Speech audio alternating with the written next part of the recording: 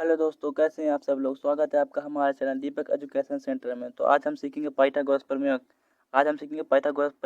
तो इस पाइथागोरस प्रमेय को हम कैसे सीखेंगे, चलिए हम वीडियो को स्टार्ट करते हैं। देखिए, हमने यहाँ पास एक समकोण त्रिभुज ले लिया। देखिए, हम पाइथागोरस प्रमेय किस त्रिभुज में लगा सकते हैं। जो त्रिभुज समकोण होगा, हम उसमें इस पाइथागोरस प्रमेय का प्रयोग कर सकते हैं। लेकिन हम इस पाइथागोरस प्रमेय का प्रयोग करते क्यों हैं। देखिए, हम पाइथागोरस प्रमेय का प्रयोग हम इसलिए करते हैं, जिस मतलब कि त्रिभुज समकोण त्रिभुज में दो भुजाओं का मान दिया रहेगा, लेकिन एक भुजा का हमको मान ज्ञात नहीं होगा। तो उस भुजा का मान हमको निकालना है, इसलिए हम पाइथागोरस प्रमेय का प्रयोग करेंगे। इसलिए हम पाइथागोरस प्रमेय का प्रयोग करते हैं। तो देखिए, हमने यहाँ पर जो समकोण त्रिभुज लिया है, इसमें देखिए यहाँ पर तीन भुजा होती है। त्रिभुज में तीन भुजा होती है। तो यहाँ पर हमको दो भुजा का मान ही केवल दिया है, तीसरी भुजा का मान हमको ये नहीं दिया। तो देखिए, ये जो खड़ी खड़ी होती है, ये जो खड़ी खड़ी भुजा होती है, उसको हम बोलते हैं लंब। ठीक है। और जो ये पड़ी हुई भुजा होती है, उसको हम बोलते हैं आधार। और जो तिरछी लाइन होती है सीढ़ी जैसे, इसको हम बोलते हैं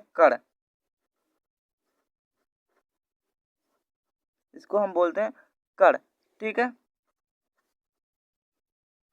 तो देखिए, हमको इस कण का मान ज्ञात करना है। हमको लंब का मान दिया, आधार का मान दिया, लेकिन हमको इस कण का मान ज्ञात करना है। देखिए, चलो हम इस समकोण त्रिभुज को कोई हम नाम दे देते हैं। या मान लीजिए हम यहाँ पर दे लिए ए, इसको बी और ये सी। ठीक है। देखिए, अब पाइथागोरस प्रमेय का एक सूत्र होता है। वो सूत्र होता है कण का स्क्वायर बराबर लंब का स्क्वायर प्लस आधार का स्क्वायर। देखिए, लिख देते हैं हम यहाँ पास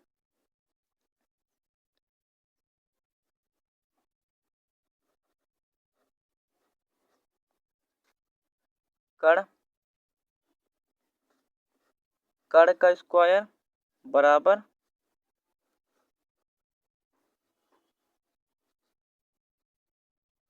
आधार का स्क्वायर प्लस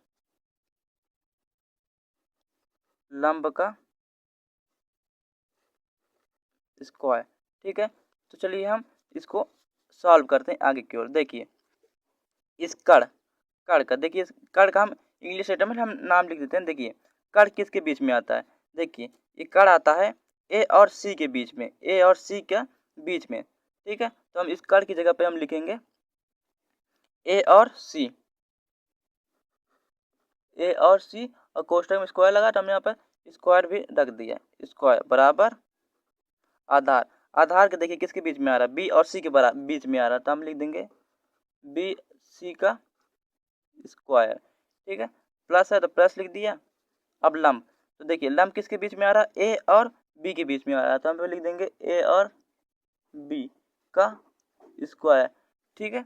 हमने इतना लिख दिया। अब देखिए, अब जिसका जिसका हमको मान पता है, हम उसको लिख देंगे।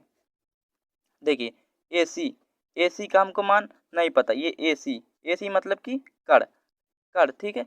ए सी हमको ए सी का मान निकालना है, तो हम यहाँ पर इसको ऐसे लिख रहने देंगे ए सी का स्क्वायर बराबर। देखिए, हमको बी सी का मान दिया है, बी सी ये बी और सी बराबर बीच में क्या क्या आ रहा है, तीन। बी और सी का मान है हमारा तीन है। तो यहाँ पर स्क्वायर लगा तो हम तीन का स्क्वायर कर देंगे, बीच में प्लस का चिन्ह लगा देंगे। अब देखिए, ए बी लिखा है, ए बी, ये ए और बी, ए बी का मान दिया है चार।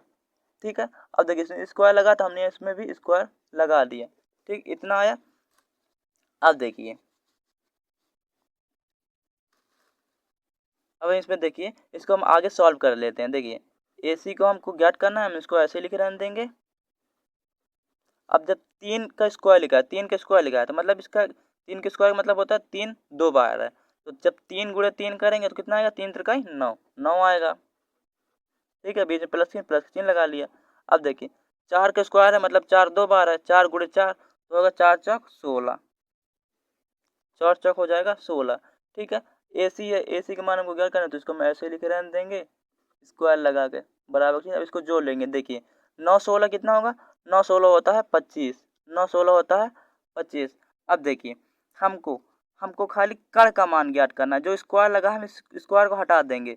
ठीक है। तो इस स्क्वायर को हटा देंगे तो बचेगा खाली ए सी। हमको खाली ए सी का मान ज्ञात करना है, ए और सी के बीच के मान ज्ञात करना है, ठीक है। तो ये स्क्वायर का हमको कोई काम नहीं है, स्क्वायर को हम हटा देंगे। जब हम स्क्वायर कटाएंगे अब बचेगा ए सी खाली।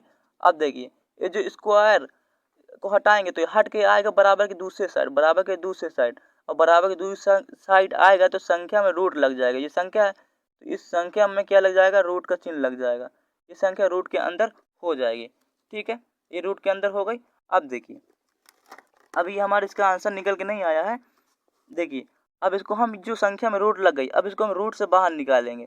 तो देखिए हम जब इसको रूट से बाहर निकालेंगे तो देखिए जब हम रूट को, जब कोई संख्या में रूट लगी है तो हमको उसको रूट में निकालने के लिए क्या करना होता है, उसको हम रूट में निकालने के लिए क्या करना होता है, उसको रूट में निकालने के लिए हम उसका अभाज्य गुणनखंड कर देते हैं, अभाज्य गुणनखंड कर देते हैं। देखिए यहाँ पर मानते हैं 25 लिखा है तो हम इस 25 का अभाज्य गुणनखंड कर देंगे। किससे कटेगा, 5 से कटेगा, 50 25, अब फिर क्या 5 से कटेगा, ठीक है। इतना आया। तो देखिए यहाँ पास 5 गुणे 5 लिख सकते हैं। देखिए जो दो सेम संख्या आई, जो दो सेम संख्या आई, अगर दो संख्या मतलब कि जी 25 का दो संख्या 5 गुणे 5 निकल के आई है, ठीक है। तो हमको जब इसको रूट से हटाएंगे तो यहाँ पर खाली एक ही 5 बचेगा, यहाँ पास खाली एक ही 5 बचेगा। मान लीजिए यहाँ पर रूट में अंदर होता 9 होता। जब इसको 9 को हम रूट से बाहर निकालते हैं तो 9 का अभाज्य गुणनखंड करते हैं तो 3 फिर 3 कितना है, 3 3 9, तो यहाँ पर 3 गुणे 3 आ जाता, ठीक है। जब इसका रूट से बाहर निकालते हैं तो यहाँ पर खाली एक 3 आता, ठीक है।